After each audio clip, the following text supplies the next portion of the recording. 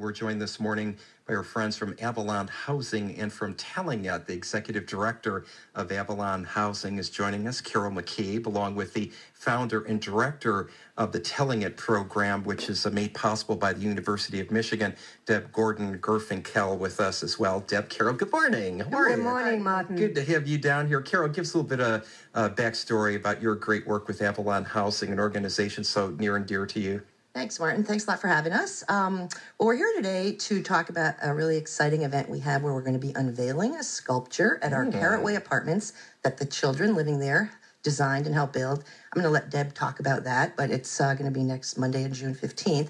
But just to set the stage a little bit, as you know, Avalon, our mission, we develop and manage rental housing that's permanently affordable for people primarily who are chronically homeless. So a lot of folks who have struggling with mental illnesses, substance use disorders, chronic health conditions, and really people who, in addition to affordable housing, need and can benefit from an array of supports. And so a lot of what we do is providing support services, and one of the most important types of programs we provide is for our youth, because the youth living in Avalon, they've been through a lot.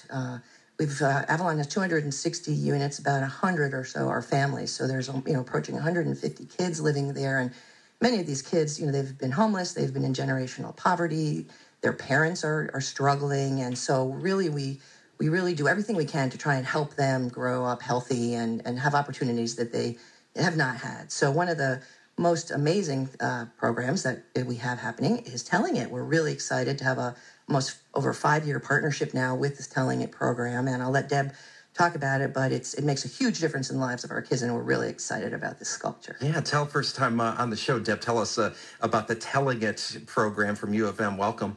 Yeah, thank you, Martin. Thanks so much for inviting me onto the show this morning. So Telling It's been around since about 2002 in Washtenaw County, and it really started as a response to my experiences in San Francisco, where I used to live, and was introduced to the concept of children who were living in homeless shelters and how could I support them.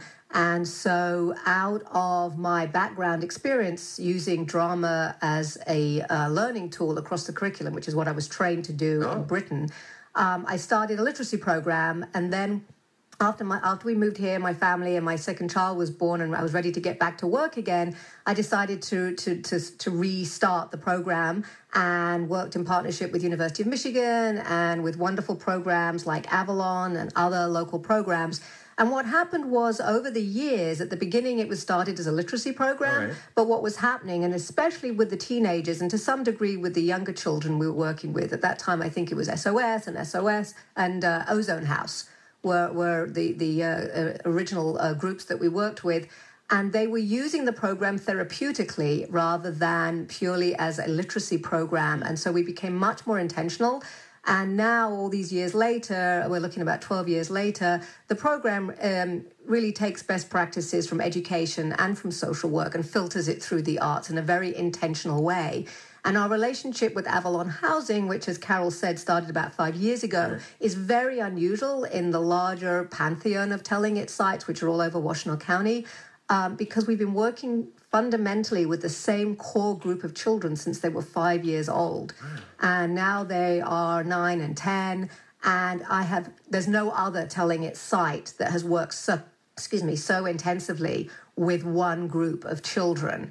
And in this last year, the social worker that we were partnering with there at Carrotway, she said, I think it's time to really push these children and challenge them emotionally, intellectually, and physically in a way that we haven't so far, because they have just worked so hard with Telling It and are really at a place where we could push them a little further.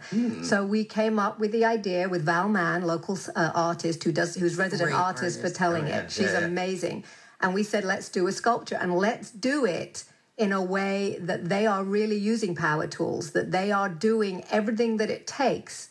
And so we mix it up also with literacy. So there are always writing prompts. And so it's a very holistic kind of experience. So they're experiencing writing prompts, creative writing in amongst everything else they're doing. And they also process what community means to them, what family means to them, what safety means to them. So we are, we take a lot of therapeutic as well as educational opportunities during the time. And I have to tell you one quick thing, that as the kids were learning to use power tools under Val's tutelage, we were really worried that and we had them on safety glasses, the whole thing, and we do have insurance, right? We were worried, but we were risking it for a biscuit. But the only person that got hurt was one of my adult team members. Oh my God, I hope not seriously. Not seriously at all, but the kids were amazing at learning and using tools that they would never usually be able to do. So what is going on? You got a special event, an unveiling that's going to be happening of a sculpture this coming Monday. What's this about? So the culmination of this year-long project with the children at Avalon is a sculpture that is about 8 foot high. It's made of metal. It was laser cut at MakerWorks, so the kids went there to see the process right before it happened.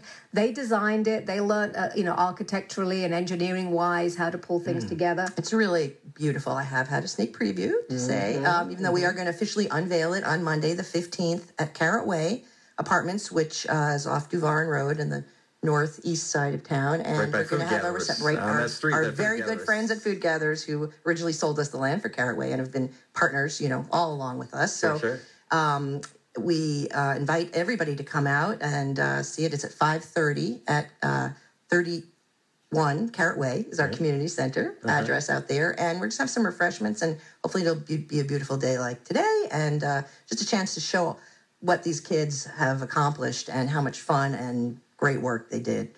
Roots Taking Flight is the name of the sculpture. That's the name of the sculpture. And it's also the name of our anthology, because at the end of every year, every Telling It site creates an anthology that's full of amazing photographs taken by Lisa Thompson, a local photographer. And we have this beautiful book that is produced that includes the children's writing from the last year and their photographs, and our designer Alex Lee puts it all together, and it's always an amazing memento. Plus, we have a surprise for the children this Monday, which you'll have to come and see, but each child is being given an incredible gift. Good stuff. More information at your website, Carol? Yes, our avalonhousing.org. And just to reiterate how important this kind of work is for our kids and what a difference it makes in their lives to have a program like Telling It. And so we're super excited to be celebrating it on the 15th, and really love the sculpture, and it's just beautiful. And the public welcome, absolutely, this coming Monday for the unveiling of the sculpture Roots Taking Flight. 5:30 to 7 is the time of the event this Monday, June 15th at 31 Carrot Way. Carol McCabe and Deb Gordon-Gerfinkel, thanks for joining us this morning.